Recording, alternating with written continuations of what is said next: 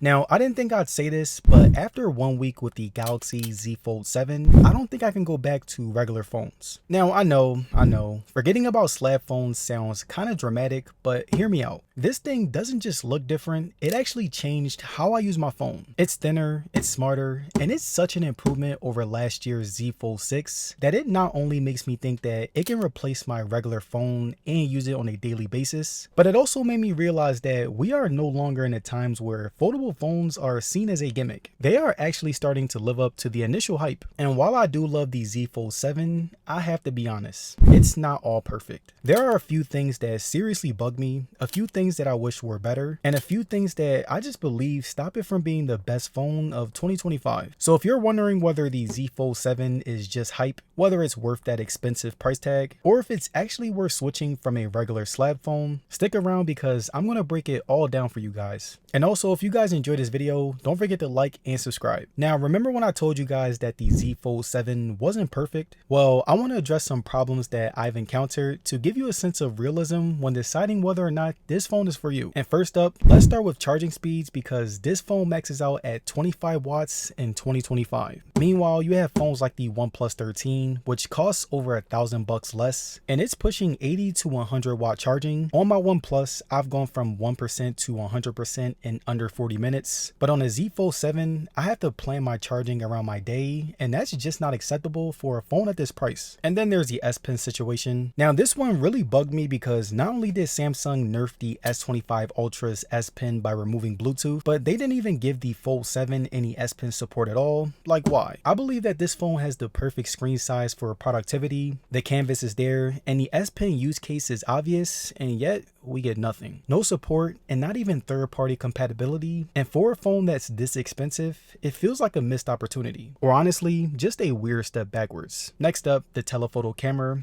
It's usable, but just barely. If you're zooming in past 3x, things start to fall apart quick. The details get soft, contrast dips, and it just doesn't compete with the S25 Ultra, S25 Plus, or even the regular S25. And I found myself avoiding zoom shots entirely and just moving closer whenever I could. Now when it comes to the speakers, they're okay, but nothing that blows you away. And for a phone that's practically the size of a tablet, I was hoping for a more bigger, fuller sound. Kind of like mini iPad Pro levels, but instead, it's more like it'll do for YouTube, but don't expect to be fully immersed in a movie. Now one thing that is kind of a sleeper concern is the IP48 rating, and technically it is water resistant, but the 4 in that rating means that it has limited protection against dust. So if you take your Z Fold 7 to the beach or drop it in sand or dirt, that could be a problem. I love how durable the hinge feels, but the dust vulnerability makes me a little paranoid anytime I use it outside, especially since it's summer and I'm more likely to go to the beach. And finally, the last problem that I ran into was a couple of minor bugs. There were 2 moments during the week where my screen just froze mid-scroll. I had to force close the app and reopen it. Nothing deal breaking, but it was enough to make me raise an eyebrow. But yeah, those are some problems that I feel are truly holding the Z Fold 7 back from being not only the best phone of 2025, but also possibly the best foldable. But despite the variety of problems, I still had a hard time putting this thing down. So let's talk about the part of the Fold 7 that makes it a Fold 7, the screens. Because honestly, this is where the whole experience either makes sense or falls flat. And I'm very happy to say that it does make a lot of sense. Starting with the cover screen, we've got the 6.5-inch AMOLED panel here, pushing out 2600 nits of brightness and a 120 Hz refresh rate. And unlike older Fold models, this one actually feels like a normal phone. It's not tall and narrow like before. The aspect ratio is way more natural, so texting, scrolling, and checking maps actually feels doable without feeling like you're typing on a remote control. Like, I've been running errands and replying to messages on the outer screen one-handed. No rage, no awkward stretches, just smooth, responsive use. And I'm glad to say that it's not a backup display anymore. It legit feels like a primary screen when I need it to be. But when I do unfold it, that's when it hits. The main display is 8 inches of buttery smooth dynamic AMOLED, also at 120 Hz, and it's just ridiculously bright. 2600s in a foldable, that's pretty wild to me. Whether I'm watching Netflix, reading long form articles, or editing thumbnails on the go, this screen feels like you have a mini tablet in your pocket. And no exaggeration, I legit started reading ebooks again just because the display makes makes it fun. And the best part, the crease, well, it's there technically, but while I'm using it, scrolling, tapping, multitasking, I forgot it even exists. It's flatter, smoother, and Samsung has really tightened that up this year. And when compared to the Z Fold 6, it has better aspect ratios, brighter panels, less glare, and a more refined fold experience overall. So yeah, both displays finally feel like they belong on the same phone. But alright, let's get into performance. The Z Fold 7 is running the new Snapdragon 8 Elite chip,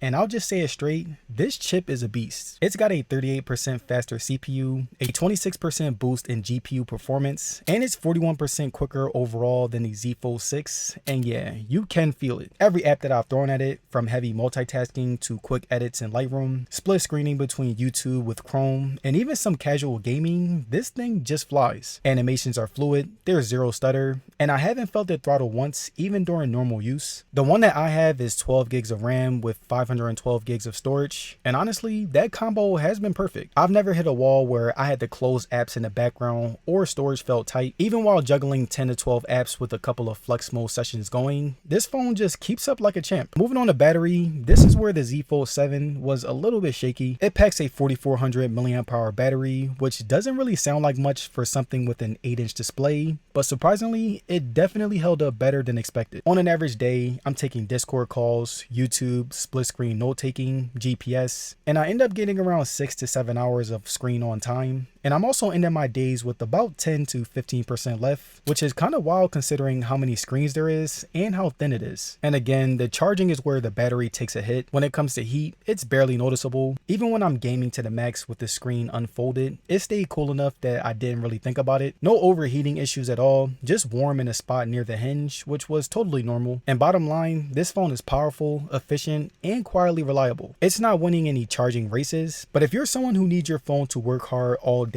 without breaking a sweat, the Fold 7 seriously holds its own. Next up, let's keep it real. When it comes to the cameras, foldables are usually playing catch up to traditional flagships. But with the Fold 7, Samsung's finally getting closer to closing the gap, though it's quite not there yet. Starting with the rear setup, you get a 200 megapixel main sensor, a 12 megapixel ultra wide, and a 10 megapixel telephoto with 3 times optical zoom. Photos come out sharp, colors are vibrant, and the dynamic range feels on par with what you'd expect from a high-end Galaxy. The main sensor especially, the 200 megapixel isn't just for show. Detail retention is excellent, especially in portrait shots or landscapes. The flexible angles really shine here. Set it on a table, bend it to a 90-degree angle, and just like that, you've got a hands-free mini tripod setup. So bottom line, the Galaxy Z Fold 7 is not quite S25 Ultra level, especially with that telephoto, but for most people, this camera setup is going to be more than enough. And paired with the Fold's unique angles and features, you can actually get shots that you can't pull off with a normal phone. Now, one of the biggest changes that I've noticed using the Fold 7 daily, beyond the hardware, is the software. And that's because the Galaxy AI has severely improved. It actually does stuff that makes my workflow smoother. There's note assist, and this one is low-key become my favorite. I was planning a video outline and my notes were a total mess. Scattered thoughts, half-formed lines, just chaos. Then I tapped summarize with note assist, and it cleaned up everything into a clear structure that I could actually use. It's kind of like having a mini editor baked into the system. Photo assist was another win, especially when you're taking shots with glare or reflections. I cleaned up my shots very easily. I was able to remove things from the screen, and I didn't even have to open up a separate app. And in terms of everyday use, One UI 8 on Android 16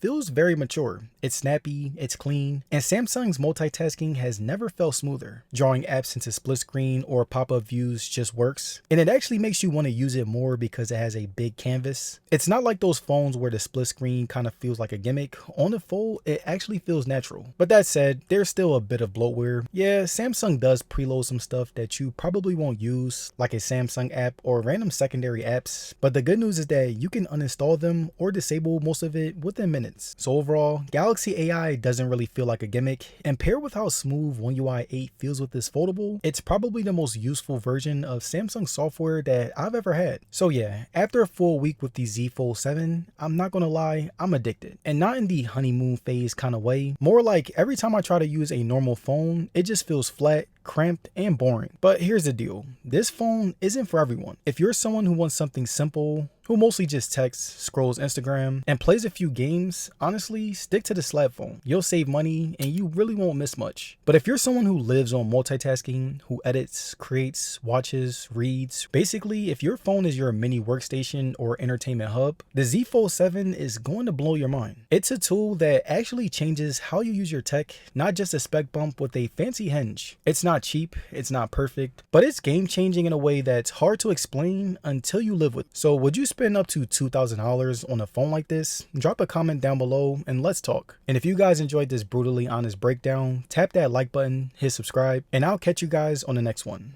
Peace.